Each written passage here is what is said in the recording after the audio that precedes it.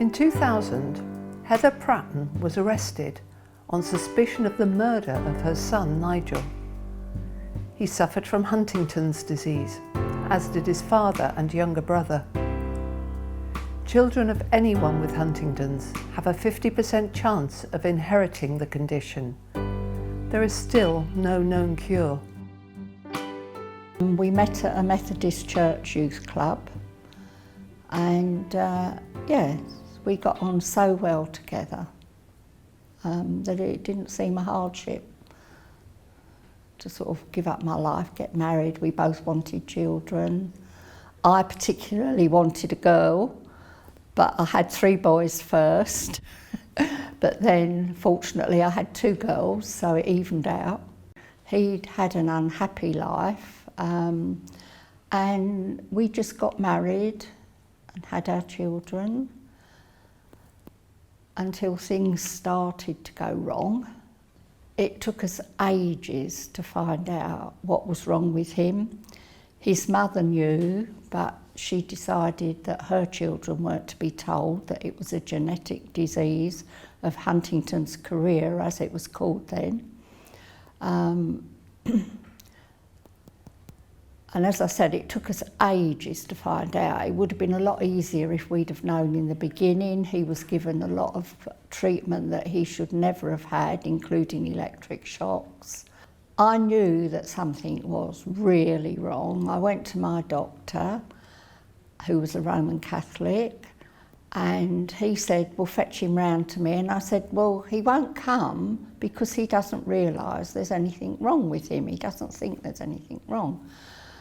So he said to me, well, if he doesn't think there's anything wrong, there is nothing wrong, so go home and be a good wife. And that was the response I got from the doctor, which didn't help. In the end, things became so bad that I said to him, I'm sorry, but one of us will have to leave. And because basically he was a lovely man and he was not going to make his children homeless. And he said, I will leave, I will find somewhere else. So he found a men's hostel and he moved in there. After 4 weeks, the landlady phoned me up and she said, I haven't had any money from him for 4 weeks and there's obviously something wrong with him. So I said, yes, I know. And she said, well, I've told him he's either going to be homeless or he comes to the doctor's surgery. I've made an appointment for him. Would you like to come with him? So I said yes. We went to the doctor's surgery. The doctor allowed me to speak on my own, and then he interviewed us both. And then he said to my husband, would you like to go into, as they called it then, a psychiatric hospital for a rest? Would you like to go into hospital for a rest? Well, he didn't really have much choice. So he went into Goodmayes Hospital, and when they found out that his father had had what we thought was a nervous breakdown, they sent for the records from Brentwood Hospital, and when it came, at the end of the pages it had Huntington's chorea, family not to be told, which I thought was the doctor's decision. But we didn't know till a lot later that it was actually my mother-in-law's. I went with my mother to an appointment where a doctor told us that it was Huntington's disease. What I do remember from that is that we weren't given much more information. That's my recollection. Nigel and Philip refused to talk about it. Once they knew it, no, we don't want to talk about it. The 2 girls were younger. They didn't really understand it fully. I remember my mum sat me and my sister on her bed in the bedroom and told us that my dad was sick. I can't remember exactly what she said, but that was when I first learnt about Huntington's disease and first learnt that all the 5 children had a 50% risk of developing the disease if we'd inherited the gene. He was desperate to come home to his family. I could not cope with him and the children, but he used to come and visit, and then he would refuse to go. And many times I had to call the police, which I now know was very upsetting for my two girls. We lived opposite the school they went to, so all their friends were aware of what was happening, and it was very difficult for them. Stephen was brilliant with his father. He looked after him. He could sometimes get him to go back on the bus with him. He really did care a lot for his father. The onset's not sudden, but I was aware of a change in personality, I think, first of all. Something changed with my father. That turned out to be because Huntington's disease was kicking in, and things went downhill from there on. That's the nature of the disease. My mum told us that it would probably be in our 30s if we did get sick, and when you're 8 years old, 30 seems like 100. It seems so far in the future that you can't really get your head around it. But as they progressed in their years, they came to understand the full impact, and I think that was a lot easier for them, getting to know it gradually. Yeah. But there are lots of families that still don't tell. I was 7 when my dad first became ill, and I could feel different energy in the house, a bit of tension, and I was 8 years old when he was diagnosed.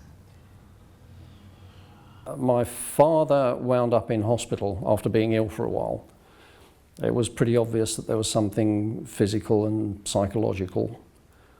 He went into hospital. I can't remember how long he was in hospital for before Huntington's disease was diagnosed. I remember my mum took me and my sister to my nan's for a number of weeks, and when we come home my dad wasn't there anymore. He would just walk out of hospital. When he could, he'd travel by bus and just come back to the family home. If he couldn't do that, he'd walk. Sometimes he got quite far even dressed in pyjamas, which was surprising. I remember there were times when I was out with my girlfriend at the time, I remember once on the top deck of a bus, and just happened to look out, and there he was halfway between the hospital and home. So I just had to apologise and ask her to carry on, and I'll take him back. I'm thinking back, I could have done more, knowing what I know now, but at the time I just did what I could when it needed doing. He was really upset the fact that his children could suffer from it as well. It really upset him. He could still walk and talk and eat when he died, because he died of a heart attack. He died early. So the children were aware of some of the symptoms, but not quite of the ending. But then their aunt developed the disease, and they saw her in the later stages of it. So they were well aware of what lay in store for them.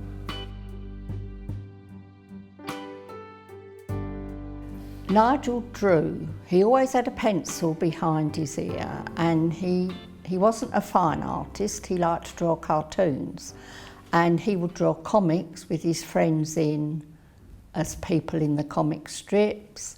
He was quite a bit Peter Pan, you know, like he didn't want to grow up. He just wanted to have fun. He would send you a hand-drawn birthday card, a hand-drawn Christmas card, and then I received a shop card, and I knew that he could not draw properly. I don't know, because he never told me, but I can probably guess that he was feeling the same. I just enjoy my life, don't take things too seriously, live for today. I started phoning him more, trying to see him more, because he was always independent. He always had a huge crowd of friends around him. But any girl that tried to become close to him, he wouldn't have it. He would say, "No, I don't want anyone to look after me." Me and Nigel and Stephen all said that if we did get it, we wouldn't want to live with it. If I get the disease, I will kill myself. And that was his stand right from the very beginning. he was never going to live with the disease. Now, because I knew he couldn't draw, I knew that would be really bad for him. There were times when he thought about, or did more than think, he went to a railway station and thought about putting himself in front of a train and didn't, because he then thought that would just be awful for the train driver and everybody else, so that didn't happen. One day he answered the phone and he just said, "Help me." So Ron, my second husband, and I, we drove up there, and when he answered the door, he looked like someone from one of the camps from Germany, Belsen or that. He was so thin, it was unbelievable. And what he meant by "help me" was to go and buy him some more vodka. He was drinking vodka to keep himself sedated. We reached a time where he tried to kill himself by starving himself to death, drinking himself to death. That didn't work. And that's why we ended up with such a horrible death. I had him taken into hospital and he was furious with me. But they got him stable again. So that's why I think he decided to do a sort of considerate suicide, or more considerate suicide, and just shut himself away and do that, and it didn't happen, as we know. But it was always, how am I going to die? And then he told me if all else failed, he would have to hang himself, or we could go on a boat. He couldn't swim, he could jump overboard, which obviously I wasn't very happy with. Nigel decided that having seen, well, presumably for the same reasons as me, having seen what happened to my father and my aunt, he did not want to go through that. It was his birthday and I was taking him out from the hospital, and we were going to Southend, having perhaps a boat ride or lunch in the pub, and he said, no, we're going back to my flat. My friends have got me the perfect birthday present. So we went back to his flat. I had all his cards and he said, no, I don't want to see them. And I said, look, I'm sorry, but I'm going to sing you happy birthday, whether you like it or not. So we did that. And then he came out of his bedroom with a syringe and a large packet of pink powder. And he said, my friends have got me this. And I realised that was the best for him. He said to me, you can go if you want to, but he'd already previously said that he didn't want to die alone, so obviously I wasn't going to leave him. He tried injecting himself, but his movements wouldn't allow it. So in the end, he just swallowed what was left of the powder, because he'd put some in the syringe. He just swallowed it all and he went, oh, that deserves a drink. And then he sort of stumbled around and I said, look, I think we should lay down. So we laid down, we talked about his life, and we both just went to sleep. As simple as that, really. Well, I'd already been prepared for this, because first of all, when somebody's died, when they're that ill, it's there's an end to suffering. Sorry, this upsets me. So there are mixed feelings, but for something like that, there's a huge relief too, because they are no longer suffering, and nor are the people who care for them. So that part of it is a huge relief, or it was for me. When I woke up, I'd been a first aider at work. I knew he was nearly dead. His face was chalky white, his lips were bright blue. He was only breathing now and again. And the woman in the flat downstairs came in, and Nigel's flat was supposed to be empty, and I was panicking. I thought, if she hears a noise, she'll call someone. So I just picked the pillow up and I put it over his face. I thought, it's got to end, it's got to end. I only did it for a few seconds, but he never had any more breath after that. I waited and sat with him for half an hour before I called the police and the ambulance.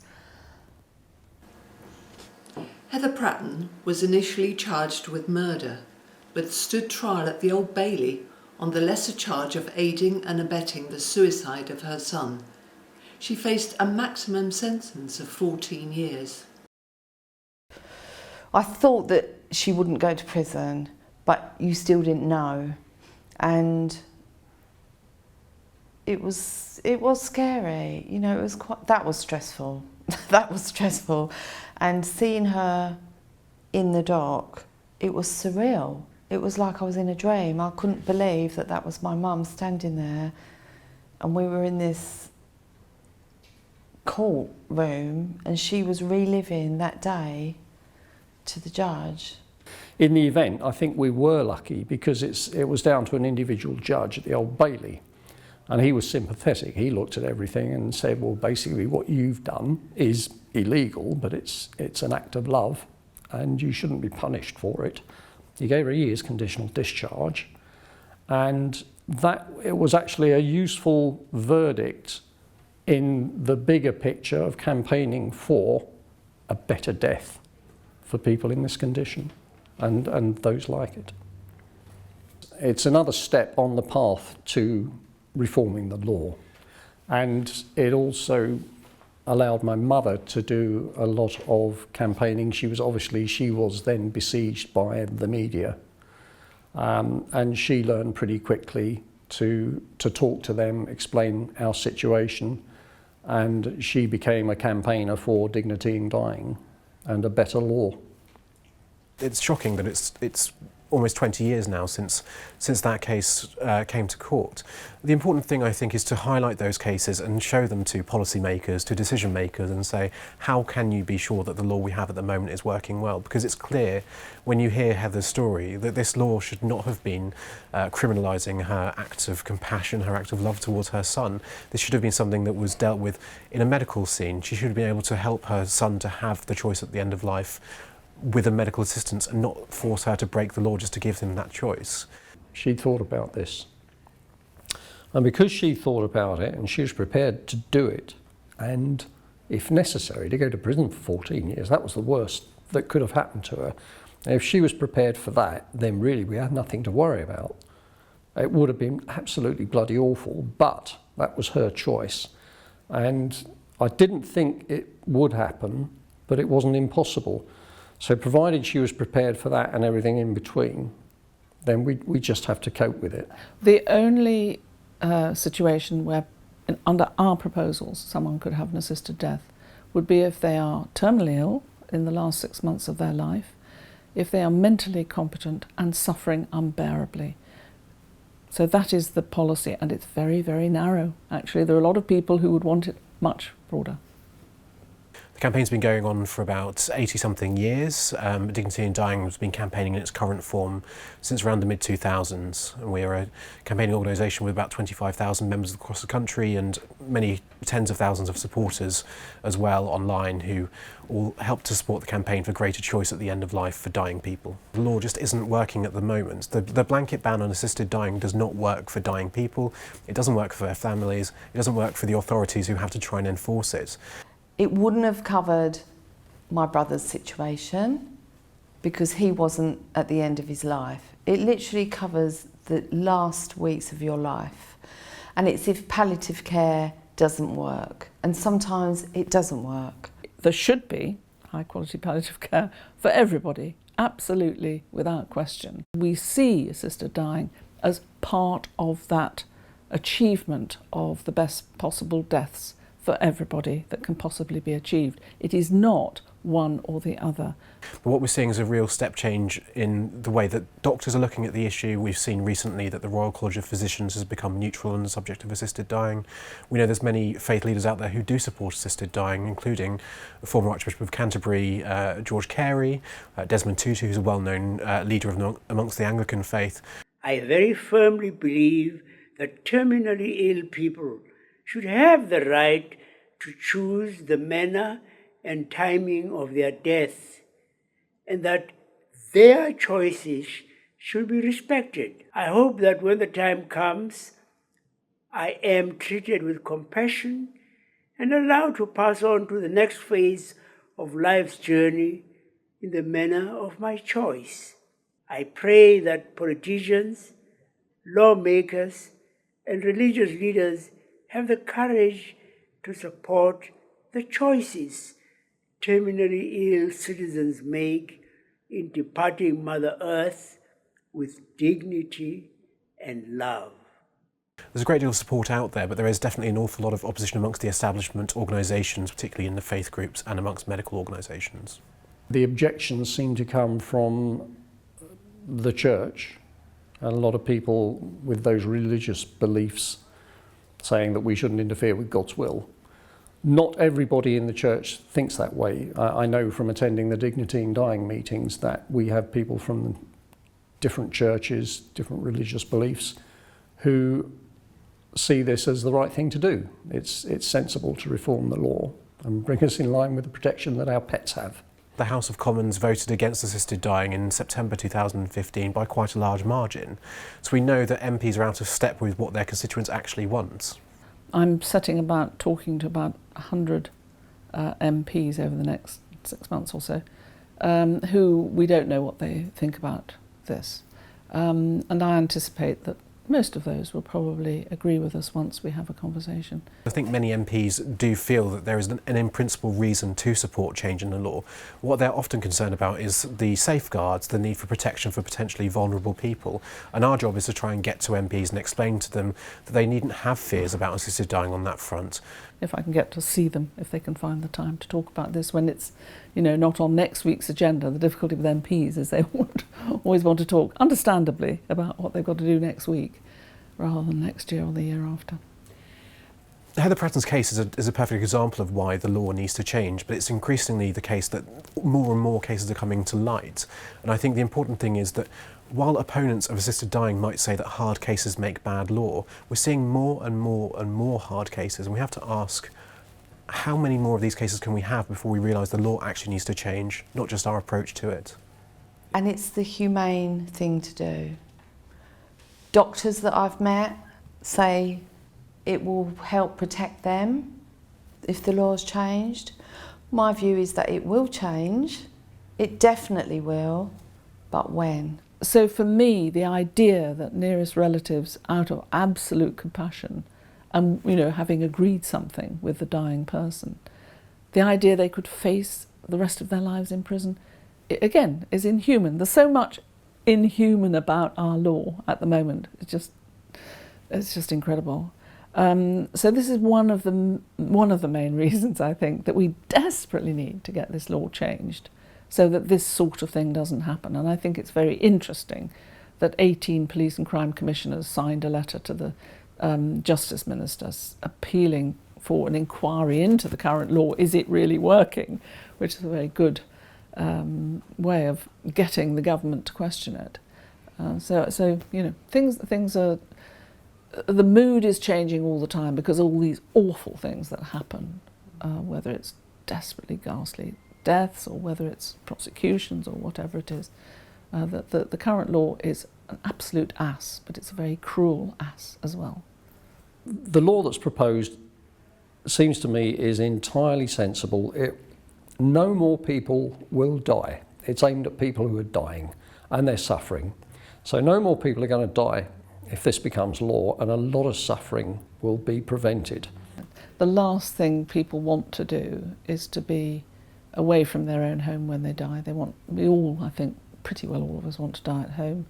But to go abroad for this is the worst possible option. A number of people every year, about one person every 8 days, goes to Dignitas to have an assisted death. That is, as I understand it from the people who've gone with nearest relatives to do this, is a deeply unpleasant thing to do, certainly for the nearest relative. Imagine booking 2 flights to go out and just one to come back, and arranging for the coffin to come back, and so on, so on, so on. You know, when somebody's alive, to make all these plans, and yet that's what you have to do, is, to my way of thinking, just inhuman. But the other thing is that people do go to Dignitas way before they need to or want to die, simply because they're frightened of becoming so ill that they won't be able to go, and then they will lose the chance to have an assisted death. So you've got these couples going off abroad when the dying person is, you know, not too bad, if you know what I mean, not suffering so terribly, just to make sure they've got the right to have an assisted death. Nigel decided that having seen, well, presumably for the same reasons as me, having seen what happened to my father and my aunt, he did not want to go through that. That's entirely understandable. The hard thing is for him, and I'm sure for a lot of other people in similar sort of situations, you have to decide when to do it, and it's a problem that leads on to the big question of assisted dying. The difficulty for a lot of people is that it's hard to choose a time when you're still physically and mentally capable of doing that, given that we can't get help to do it legally. You have to choose a time when you do it yourself, or if you keep going, quite often it becomes too late for people. That's what happened with my brother.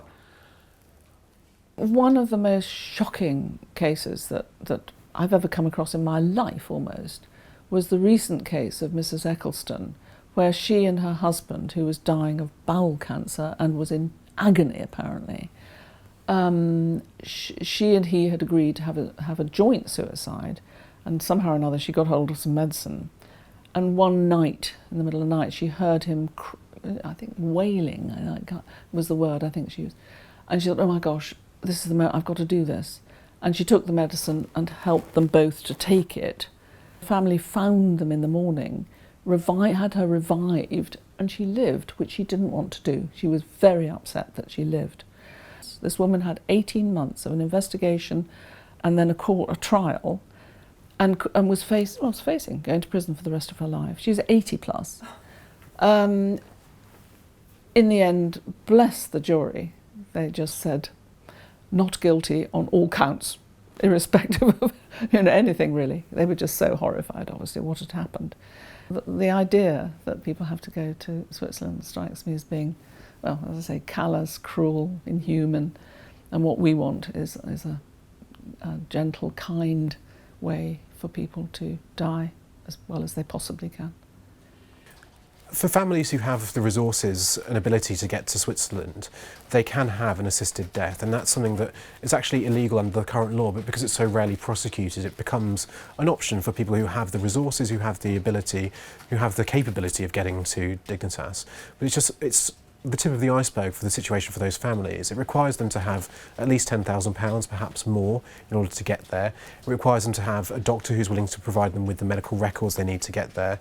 It requires them to have family members often to take them along, to book the transport for them and things like that. It basically exacerbates a situation that's already incredibly difficult for the families. They already have a dying loved one who wants to have control over the end of their life, but they're now also having to focus on evading the law, on having to secure documents and authorisations from people who don't want to give them, and having to find money that actually often they might not have. It really does create a very unequal situation for families who do have the ability to get there and those that simply don't. It's happening around the world. The law is changing in this country, in that state, in this country, in that state. It will happen, I'm sure. In Oregon, they've had the law, pretty much exactly the law that we are proposing. For 22 years, there's been no shift in that law. The countries in Europe, as I understand it, have always had broader laws, and different countries do different things. So I don't think there's any reason to believe that if we introduce the law as we propose, that this would be extended over time. I don't think there's any evidence to suggest that at all. The hospice movement, which was very much against it before the law came in, is now very much in favour of the law. And I think one of the reasons the hospice movement in Oregon favours assisted dying is because it has actually released people to talk much more openly about dying, both the relatives and the patient themselves. So for those looking after the patient, they can see that actually people benefit a great deal if they can have open conversations with their closest relatives. We've now seen it being legalised in Canada for people who are terminally ill and people who are chronically ill as well. In Australia, 2 states there are now looking at legalising assisted dying. Victoria has already legalised, and we're seeing that Western Australia may be following very soon afterwards. And New Zealand has legalised assisted dying just at the end of 2019, subject to a referendum in 2020, which would create another Commonwealth jurisdiction, another common law jurisdiction that has legalised assisted dying. And more places that are very similar to the UK are managing to legalise assisted dying safely, giving choice and control to dying people. It's not us playing God, it's what is your choice. It's not saying I think that, but it's your choice. The bill says that it has to be your choice. All these ethical issues, they take time to switch, but then suddenly they switch and the law is passed. And that's what's going to happen with assisted dying.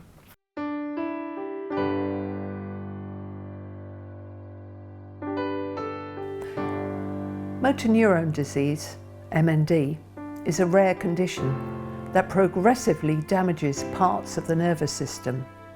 Currently, there is no known cure. The first weekend he came down for a date, it was just the best weekend of my life. We had the best time.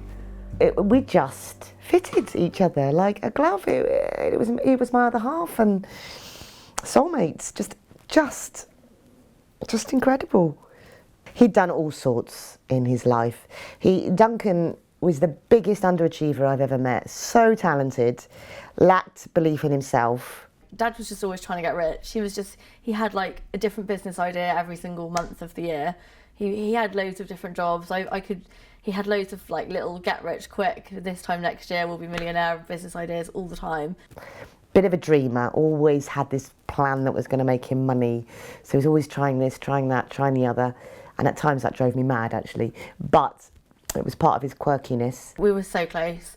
He was just like, we were just always like best friends. We were just, my dad was more of a friend dad, you know, more of like a mate than like a responsible dad.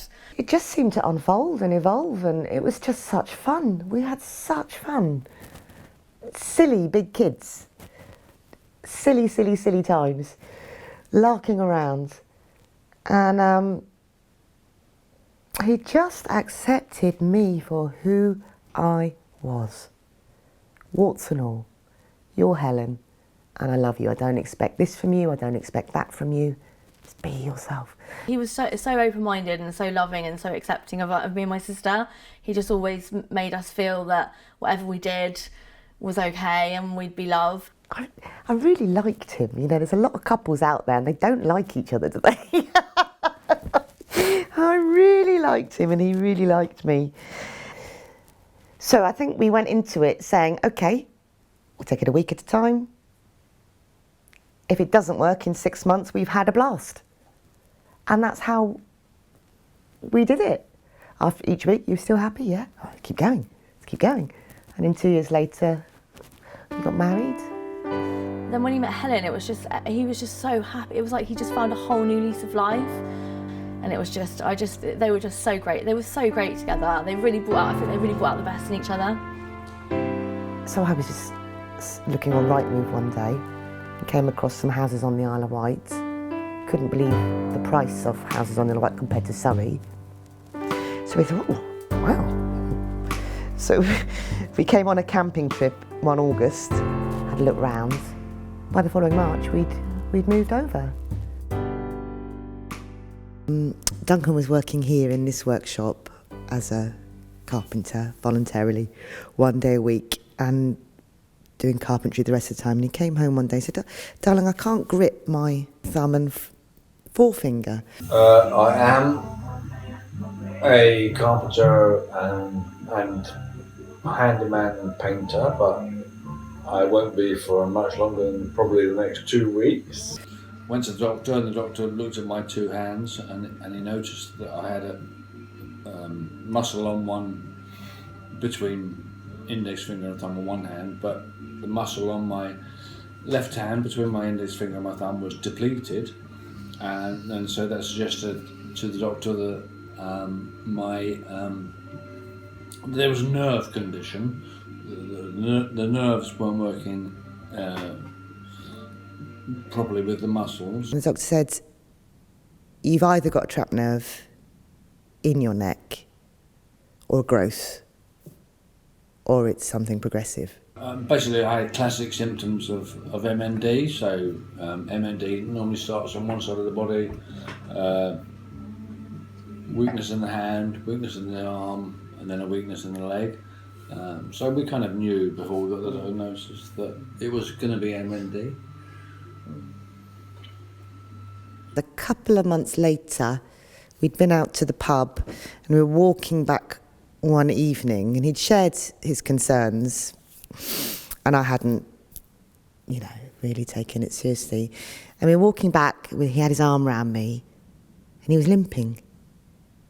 And he said, I won't say what he said because he swore, but he said basically, I'm done in. This is serious. He said, I'm limping. My left leg is going. At which point it really hit me. That was the night it hit me. Okay, this is serious. Okay. December the 10th, my birthday, 2015, I was diagnosed with MND, motor neurons disease.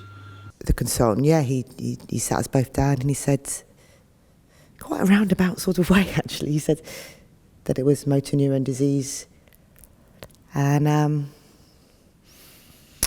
that there was nothing he could do, but these are all the people we could contact for help and support, and these are the teams we'd need, and started the process there.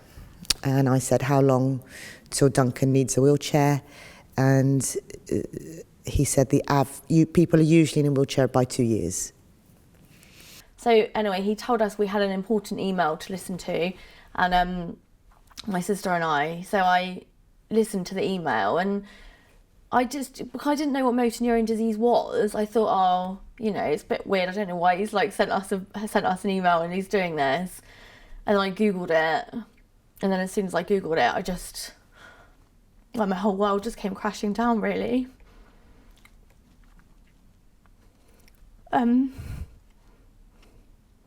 Because I just knew how serious it was. My realisation has been that the most important thing is making the most of what I've got and the life that I have left. And my God, you can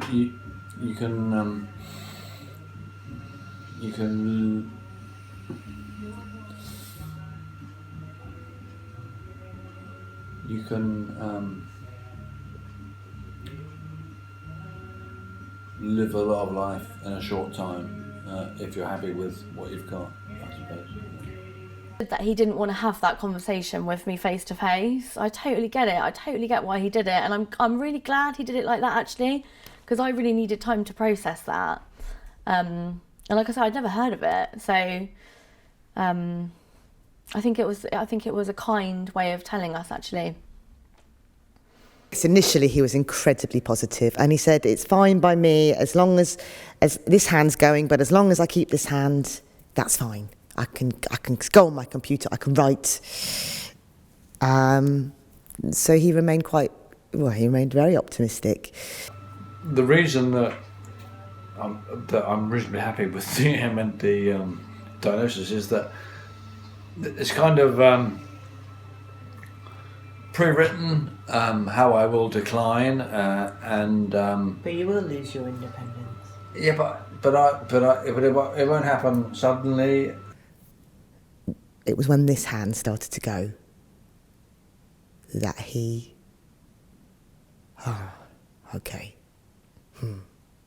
that he changed. Yeah. I will have the option. My mind remains good. Your mind remains good with M&D, and all the time that my mind remains good, then I have the option. I have a certain control, and I can take my life if I want to. And I knew that he was going to make that decision the day he told me he had the diagnosis, to be honest with you. I didn't know 100%, but I would have known that would have been something that he would be thinking about instantly, 100%. Well, not if your body's not operating, you can't. I think I can. Well, how can you take your life if your limbs aren't working? That's ridiculous. Well, your mind might be working, but if your arms and hands aren't working, you're a bit stuffed, aren't you, love? I'll have to collude with a certain party. Well, how can you do that? Once he had accepted that he needed to have some help, he was very stubborn and didn't want any for a long time, and he was going to be fine, and I could see him going downhill, and I needed to stop work because I knew he needed me around more, because I would go out and I'd come home and he'd be flat on the floor and he'd have been there for several hours unable to get up. Because I want Duncan to die naturally or to end his life, whatever is right for him, I want him to do and I will support him in. But I would like to also have emotional support along that road, but I can't have it because if I suggest that he's going to end his life and then they would then have to tell someone else and tell someone else and tell someone else and intervene, and I'm not having that, so I have to carry this myself. Well, I'm incredibly angry with the whole anti-voluntary euthanasia system. I don't understand why it is taboo for a human being to decide that they want to end their life. My prognosis is that I will die from respiratory failure in so many years, and I don't think I am going to die from respiratory failure because I don't want to be in that situation. So I think I will actually end my life prematurely, irrespective of what any bloody authority or system wants or requires of me. I don't give a fuck about all that shit.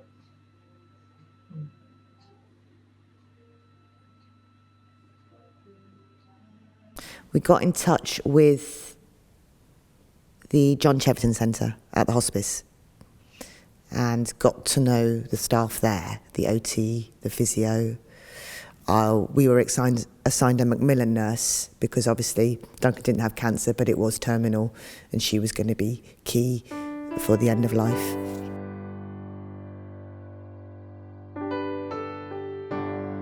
Once the November came, there was a shift with him and he then began to start taking it much more seriously and realising that I needed support as well as him. Peer support from people is the best. Support from other people, whether they've been through it or not, to have friends around you in time of need, it's the thing to do. So we made lots of phone calls and said, let's all get together for Helen. Let's all get together for Helen and Duncan. So we went down to Rydes Castle one Tuesday, about 10 of us from here, and that never stopped. And we're still doing it. Christine is obviously a cook and she did all the cooking for us to save me because I don't really like cooking. Duncan came very ill. Obviously Helen was spending all her time caring for him, and through Aspire she knew I cooked. So she asked me if I could cook for them, so I did, just to do their meals. And so that she knew all she needed to do was just take it out of the freezer and they had a meal. She has become one of the strongest women I know, and she puts it down to having loads of support. I put it down that she just didn't know how strong she was. And the lovely Denise doesn't work here, but she was a good friend from the locality, and she moved in and became Duncan's carer. When I met Duncan, he was obviously fully functioning, working as a carpenter, lovely, lovely man. Obviously got the diagnosis. She was just a brick. And she picked me up when I was having a bad day. She was always there making Duncan laugh. We just tried to have a laugh about stuff. Duncan was, had a lovely personality, a lovely, caring disposition, amazing sense of humour, and so was Helen. Amazing people. And people want to help, actually. They feel so helpless in the face of this hideous disease, and they want to feel that they're doing something, I think. Another friend who had motor neurone disease, Bob, him and Duncan were close. They'd formed a friendship through the MND group on the island. And he told Duncan that he was going to go into the hospice. Wow. Support you whether you go the whole way or you don't. I just want what's right for you, like that. And he discussed this with the consultant and with the hospice team, and they were in agreement that he could do that. Yeah. I can't imagine what I could have offered Duncan that would have given him pause for thought, because I did. We did talk through the options. We did talk through everything available to him, and so I don't think there was some sense where, had I had more time, or had I had a more skilled psychotherapist or a more skilled spiritual care person, whatever it was, I don't think there was really anything. His options, the life that he was facing, just wasn't tenable for him. We all supported him. That's what you want to do, mate. You do it if you think you can. I don't think I could do it. So it's entirely up to Duncan, but I support him fully in his decision. And you believe the law should be changed? I do think the law should. It does need to be changed. I understand that people are very concerned about safeguarding vulnerable people, and I get that, but there must be a way. There must be a way where people like you are allowed to just go with dignity and quietly and quickly. I don't want to go any further. I find life very unsatisfying, very uncomfortable, very challenging already. So there are people who have this condition who are worse state than me, who are happy to go on because their personal quality of life they see as good. But for me personally, we've got no desires to go any further, and we've got no desire to get any worse. Duncan, before he was due to go into the hospice for the final time, he developed pleurisy and at home, and was in a huge amount of pain. And I called the district nurse in, and she put him on some pain relief morphine on a drive. And he was absolutely delighted. He said, "I'm not having any antibiotics, hopefully this will take me out." He deteriorated. He'd concluded that his quality of life was no longer tenable for him, and so the nurse looking after him said he wanted to come into the hospice, and he intended to discontinue fluid and food, and he wanted to die. A couple of days later, he was due into the hospice anyway for this final visit, and so the ambulance came to pick him up in the morning, and I got in the ambulance with him, and he was in his wheelchair, and I was sitting next to him. That was like our final journey together. Beautiful sunny day, beautiful, beautiful sunny day in April. And honestly, it was glorious. The flowers, blue sky, about 11 o'clock. He was still in quite a lot of pain. And he just said to me, darling, he said, you've got your freedom now. Which I didn't know what to say to that. And he said, I've never seen the world looking so beautiful. How can I have missed this? How can I have missed this all my life? So, yeah, we got into the hospice and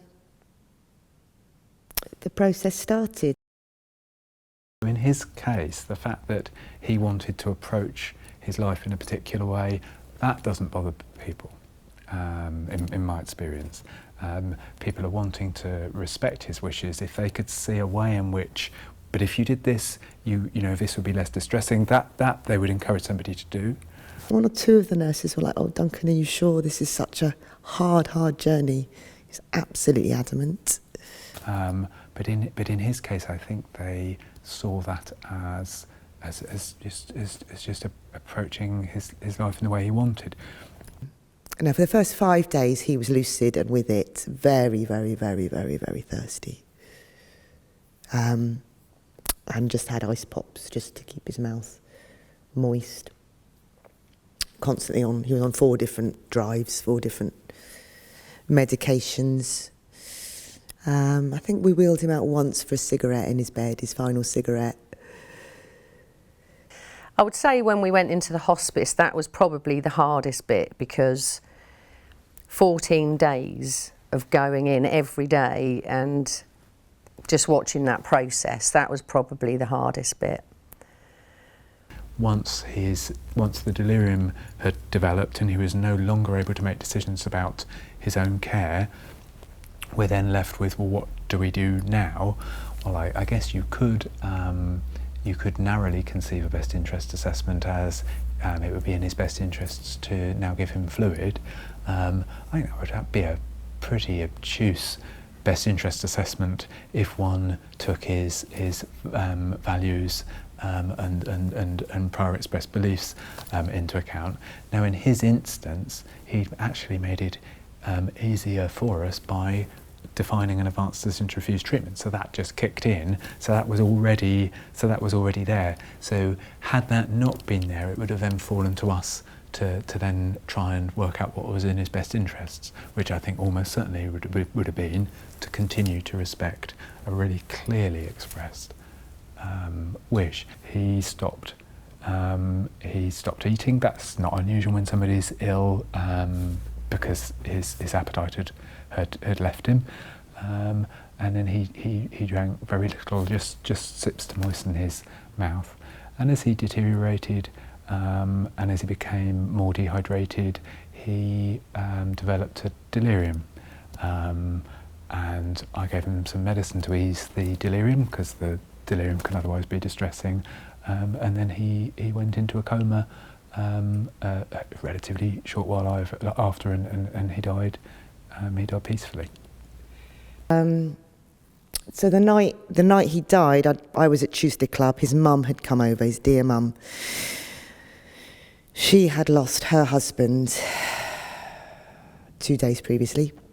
He had died of, can't remember now, but he had died. She'd been with him at his deathbed and then come straight over to see her son.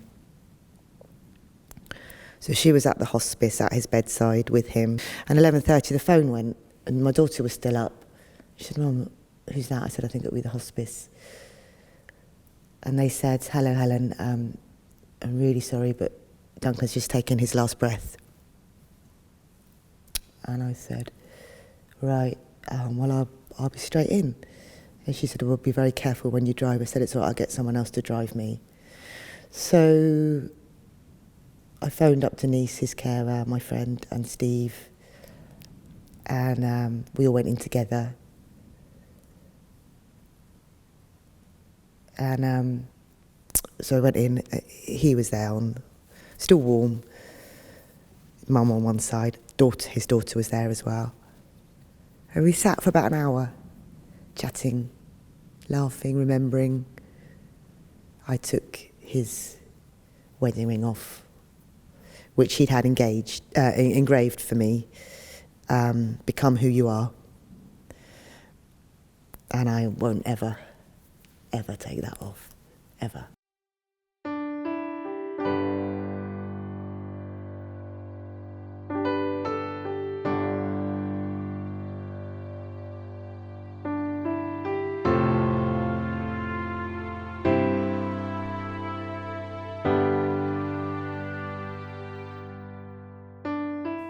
I think compassion at all times. We don't need to take sides and get rude to each other, do we? We've got to listen with compassion and perhaps take each case on its points, really, on its merits, and if that's the right word. Maybe there can't be a hard and fast rule. Maybe each case does have to be assessed individually. Don't know. But I would have liked Duncan to have had a different end.